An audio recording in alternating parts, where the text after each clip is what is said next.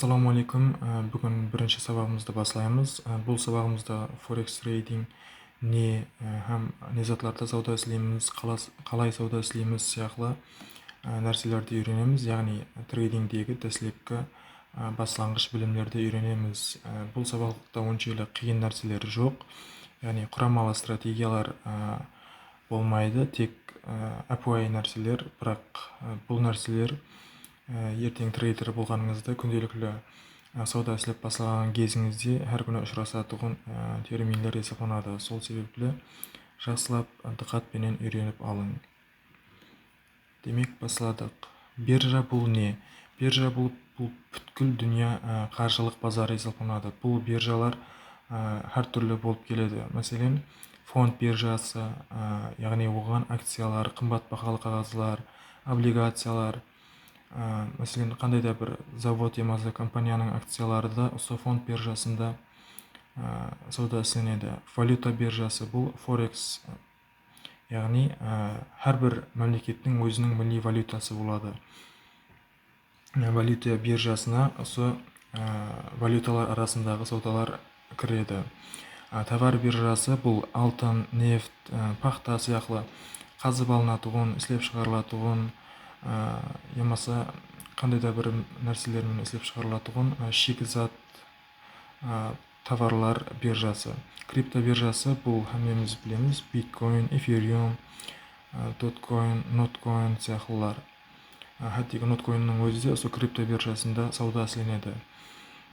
Енді біздер сауда эслейтұғын биржа бұл Forex, яғни Foreign Exchange есептелінеді. Бұнда алтында, валюта паралары да, айырым акциялар да осы Forex-ке жәмленген.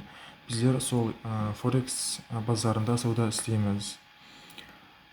Forex-ке кіру.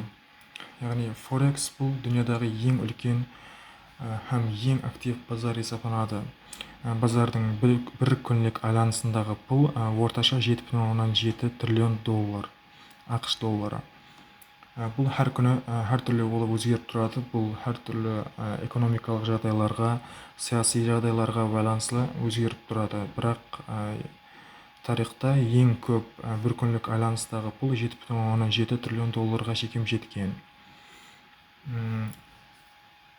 Енді біздер бұл жерде қалай сауда істейміз? Яғни біздер бағаның көтерілуіне, яғни валюта параларында, Forex-тегі валюта паралары емасы металлардың сауда істегенімізде көтерілуіне, емаса түсуіне сауда істейміз. Яғни бұл жерде көріп тұрғаныңыздай, егер бұл жерде сатып алсақ, бұл жерде сатамыз дегенде осының көтерілуіне, емаса төменге түсуіне сауда істейміз.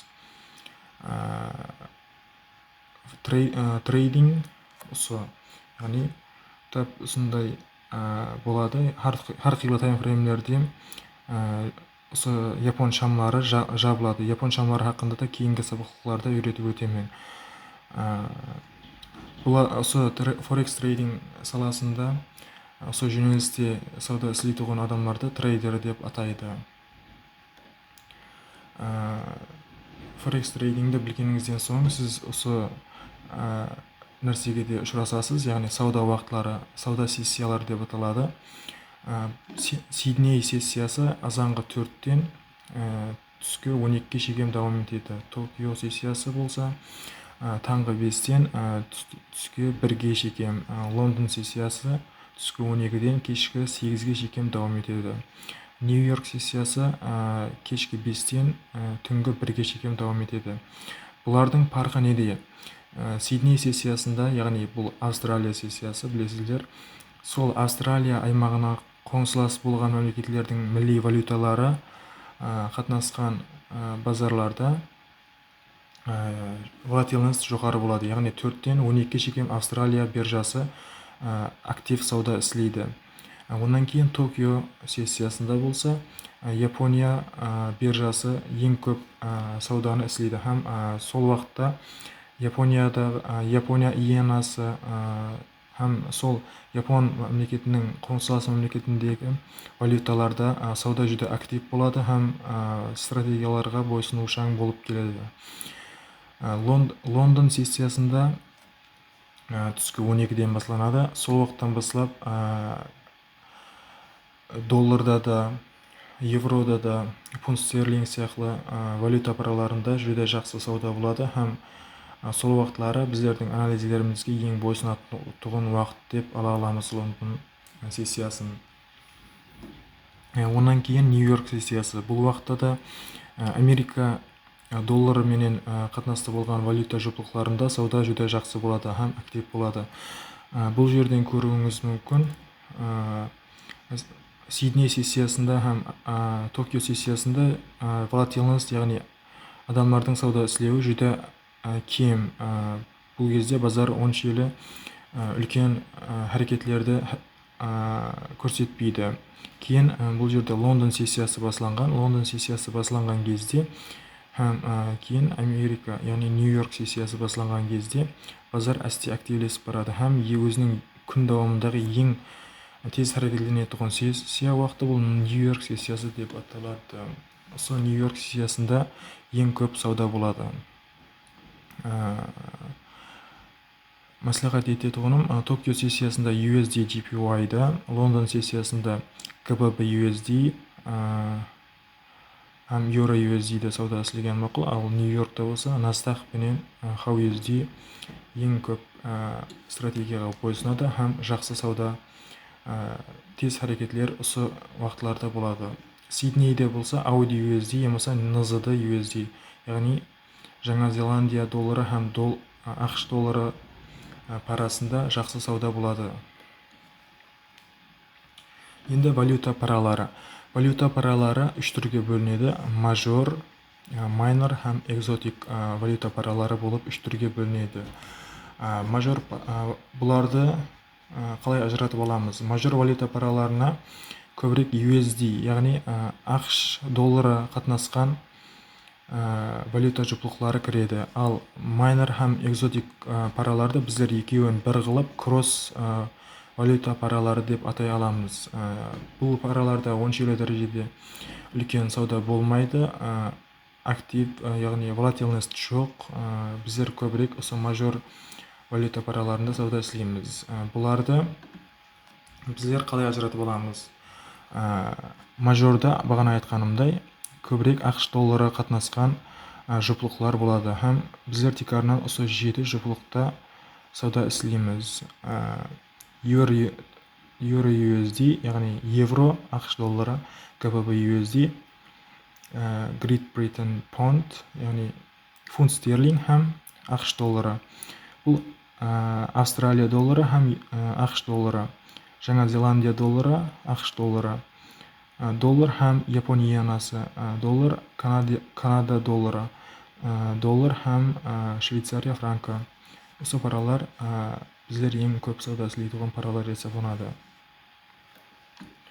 Оннан кейін ең осы жерде қате кетіп қалған екен, алганда ең көп сауда эшләнетүгән басқа паралар. Алтын. Бұл алтынның символы HUSD деп аталады. Айрым брокерлерде gold деп те келеді. Көпшілік трейдерлерді осы трейдер болуына себепші болған пара десем де болады. Осыны ең көп сауда эшләнетүгән пара. Бұл күміс, HUSD деп аталады. Айрым брокерлерде silver болып келеді. Бұл Nasdaq, яғни Nasdaq бұл Американың, яғни дүние жүзіндегі екінші үлкен сток маркет биржасы, ал Nasdaq биржаларда NAS 100, US 100 болып келеді. Һәм Nasdaqта Америкадағы ең үлкен 100 компания жиналып, соның бағасын шығарады. Бұл Nasdaq деп аталады. Бұл да Америка сессиясында ең көп сауда эшләнетүгән пара хисапланады. Бұл US Oil, нефт. Айрым брокерлерде UT болып келеді. UT ең көп сауда эшләйтүгәнебез HUSD һәм Nasdaq Нью-Йорк сессиясында бағана айтқанымдай. Енді bizler базардағы хәрәкәтті pips менен өлчейміз. Pips түсінігі. Pips бұл percentage in point, бұл Forex-тегі паралардың хәрәкетінің көлемін өлчеуде қолданылатығын бірлік. Мәселен, мен сіздерге сигнал ямасы идея бергенімізден соң, әрдайым мына пипс жүріп берді, мына рақым пипс жүріп берді деп айтамын. Осы пипс менен өлшенеді форексте базардың әрекеті. Бұны қалай өлшейміз?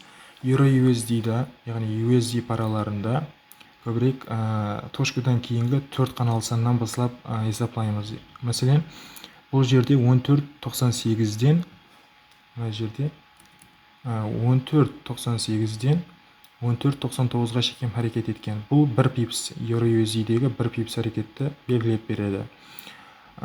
Егер 14.98-ден 15, яғни 1498-ден 1499-ға дейін әрекет еткен, бұл 1 пипс әрекет.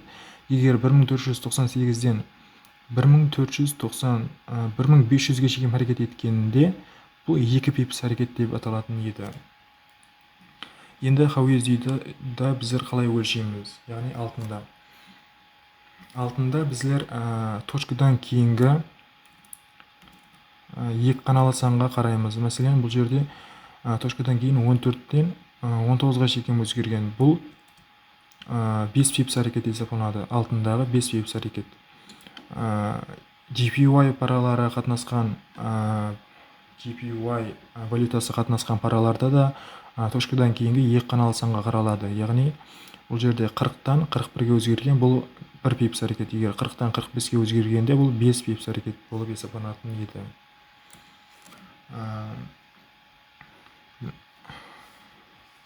Енді біздер сіздерге әрдайым есеплап тастағанымда 10 пипс, 100 пипс деп айтамын. Ал ол есеплау мына жерге келмейді. Негізінде пипс бұл пип деп аталады.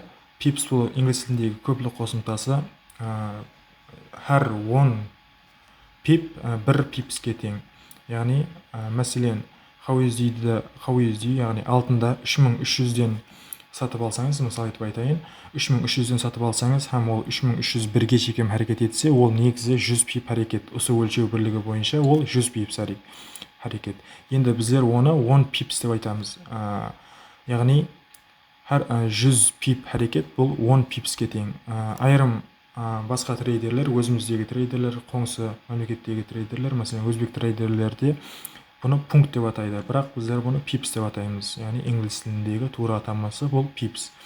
Әр 10 пип әрекет 1 пипсқа тең. Соны ядыңызда сақлап қалың. Енді брокер. Брокер бұл адам емасы компания. Көбірек компания болып жүретіледі. Яғни, біздерді сол форекс базары менен, форекс биржасы менен байланыстырып беретұғын компания бұл брокер деп аталады. Брокер бұл өзінің қағидалары, өзінің шартлері бар. Яғни, бұл жерде бірінші онда болатұғын зат бұл спред. Спред бұл брокердің біздерден әрбір ашқан бұйыртпамыздан алып қалатұғын пайдасы. Яғни, спредті біздер күнлік тұрмысымызда да пайдаланамыз. Мәселен, $100 пулды базардағы валютчиклерге апартсақ, 1.260.000-нан сатып алады. Ал егер біздер оладан сатып алатығын болсақ, 1.280.000-ға береді. Арадағы парк 20 сом. Бұл спред деп аталады. Бірақ бұны біздер спред деп қолданбаймыз күнделікті тұрмысымызда. Негізі сол спред.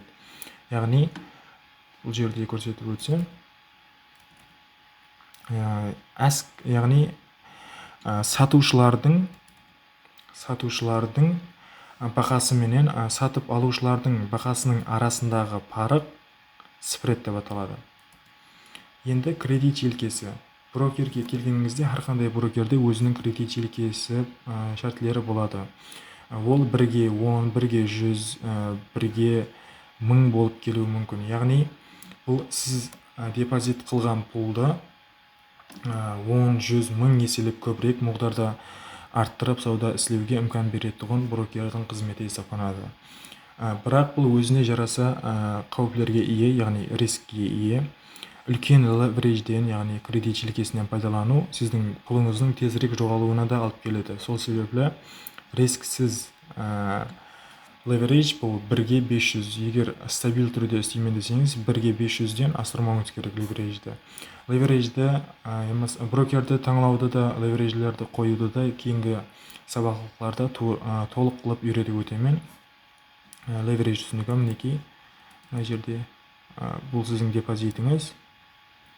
Бұл леверейдж деп алсақ, сіздің депозитіңізге қарағанда үлкенірек муқдардағы затты сатып алу. Мәселен, сіз бұл жерде мысал етіп алсақ, 10 гла картошка сатып ала аласыз. Егер леверейдж сізге брокер тарапынан беріледі, кейін сіз 10 гла емес 100 гла картошканы сатып ала аласыз. Яғни сіз $50 депозит қылдыңыз дейік. $50 депозитпенен егер сізде леверейдж бермесе, 1-ге 1 болса леверейджіңіз, сіз тек қана 0.01 лот аша аласыз форексте. Егер соны 1-ге 100-ге өзгертсеңіз леверейджді, сіз 1 лотқа шекем аша аласыз. Қанша үлкен болса, мәселен 1-ге 1000-ға өзгертсеңіз, сіз 10 лотқа шекем аша алуыңыз мүмкін. Бірақ риск, яғни пулды жоғалтуыңыз да соған жараса тезірек болады. Кейінгісі мен қолданып отырған лот түсінігі бұл не? Лот бұл форексте бұйыртпамыз, яғни сделкамыздың көлемі. Сіз трейдерлерді көресіз, разгоншылар 0.01-ден ашып атырғаны, сол 0.01, 0.02-ден ашып атырғаны бұл лот.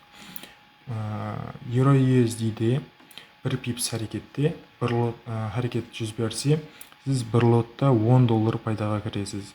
Егер 10 пипс әрекет етсе, сіз $100. EURUSD-де түсіну сәл қиын болады, сол үшін алтында түсіндіріп өтейін. Алтында 1 пипс әрекет бір лотта $1 тең. Мәселен, сіз 3300.001 лот көрінісінде түсіндіріп берейін. Мәселен, сіз алтында $3300 тұрған кезінде 0.01 лотпенен сатып алсаңыз, һәм ол 3301-ге шекем әрекет етсе, бұл 10 пипслі әрекет болады, һәм сіз $1 пайдаға кіресіз. Бұл 10 пипслі әрекет еді. Соған қарап, бұны калькулятормен есептеуіңіз мүмкін. Ядыңызда сақлап қалың, алтындағы әрбір доллардың әрекеті, әрбір доллар әрекет бұл 10 пипсқа тең. Мәселен, 3300-ден 3310-ға шекем әрекет етсе, бұл 100 пипслі әрекет. Соған қарап, жасылап есептеп алсаңыз болады калькуляторда. Кейін анализ түрлері. Анализ түрлері негізі 3 түрге бөлінеді, бірақ көпшілік трейдерлер 3-ші түрі біздерге керек емес, одан ешкім пайдаланбайды. Дерлік біздер 2 түрін үйренеміз. Бұл техникалық анализ һәм фундаментал анализ болып 2 түрге бөлінеді. Техникалық анализде біздердегі тикарға диққатымыз, тикарға фокусымыз графиктегі әртүрлі дәрежелерге қаратылады. Яғни бұл жерде көруіңіз мүмкін. Жоқ, максимумлардан да резистанс, минимумлардан суппорт зоналар ямаса SMC бойынша демант ямаса supply зоналарды табу арқалы, ямаса мынадай индикаторлардан пайдалану арқылы да біздер базарды анализ қылуымыз мүмкін. Бұл техникалық анализ түріне кіреді.